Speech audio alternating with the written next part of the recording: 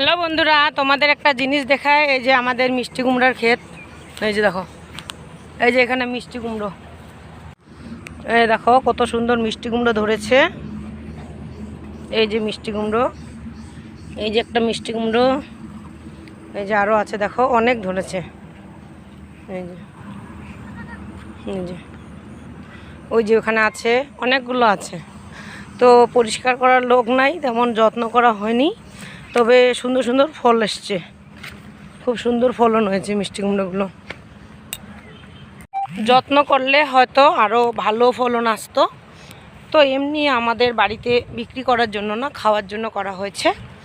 তো খুব সুন্দর হয়েছে। আমরা তো বাড়িতে থাকি না, আমার দেওর আর বাবাই করেছে, বাড়িতেও লোক নেই আমাদের, তো ওরাই করেছে। তবু ভালো হয়েছে, কিন্তু খুব সুন্দর ফল আসছে।